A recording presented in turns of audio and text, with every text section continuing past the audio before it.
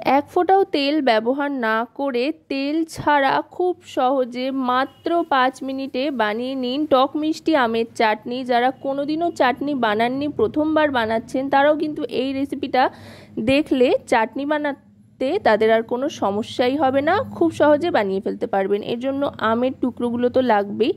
আমটা স্লাইস করে কেটে নিয়েছি আর কড়াইতে কোনো রকম তেলের ব্যবহার না করেই প্রথমেই দিয়ে দিচ্ছি জল, একদম নর্মাল জল দিয়ে দিচ্ছি এখানে বেশ খানিকটা পরিমাণে।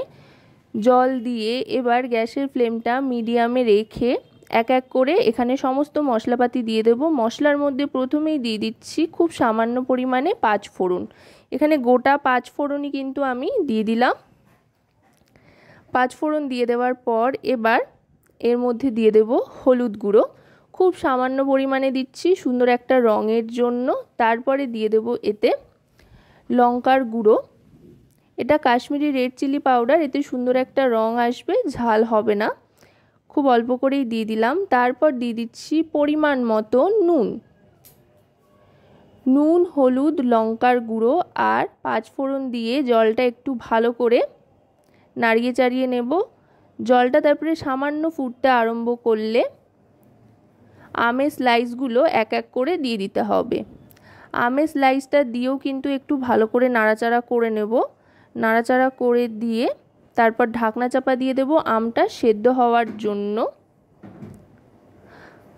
আশা করব রেসিপিটি আপনাদের ভালো লাগবে। ভালো লাগলে অবশ্যই রান্নাবাটি চ্যানেলটিকে সাবস্ক্রাইব করে লাইক, শেয়ার, কমেন্টের মাধ্যমে আমাদের পাশে থাকবেন আর পাশে থাকা বেল আইকনটি অন করে দেবেন সবার আগে সমস্ত রকম নতুন রান্নার নোটিফিকেশান পাওয়ার জন্য। এবার ঢাকনা চাপা দিয়ে দিলাম। 2 মিনিট ঢাকনা চাপা দিয়ে রাখতে হবে, গ্যাসের ফ্লেমটা মিডিয়াম টু লোতে রেখে। ঢাকনা চাপা দেওয়া অবস্থাতেই একটা খুব সুন্দর গন্ধ আসতে আরম্ভ করবে আম সেদ্ধ হওয়ার, তখনই বুঝবেন আম সেদ্ধ হয়ে গিয়েছে আর ঢাকনাটা সরিয়ে নেবেন।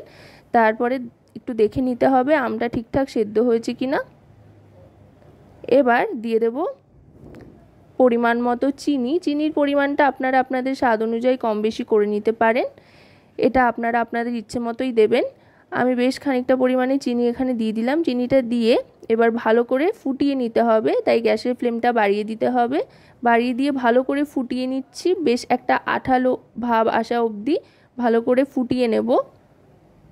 যখন এরকম টকবক করে ফুটতে আরম্ভ করবে চাটনিটা, তখন দিয়ে দেবো এতে ভাজা মশলা। এতে 5 ফোড়ন, ধনে, জিরে আর শুকনো লঙ্কা খালি খোলায় ভেজে গুঁড়িয়ে নেওয়া হয়েছে। আপনারা চাইলে হাফ ক্রাশ করেও দিতে পারেন। এই মশলাটা দিলে দারুণ সুন্দর একটা ফ্লেভার আসে, বেশ অনুষ্ঠান বাড়ির একটা টেক্সচার চলে আসবে। এইভাবে কিন্তু আপনারা প্লাস্টিক চাটনিও খুব সহজে বানিয়ে নিতে পারেন। এবার সবটা ভালো করে মিশিয়ে নিচ্ছি আর আরও খানিকক্ষণ ফুটিয়ে নেব, বেশ একটা গাঢ় ব্যাপার আসা পর্যন্ত। দেখুন দেখতে কিন্তু অসাধারণ হয়েছে, খেতেও কিন্তু দারুণ লাগে। এবার এটা সার্ভ করে দিচ্ছি ভাতের পাতে শেষে খাওয়ার জন্য। তো রেসিপিটা কেমন লাগলো জানাবেন।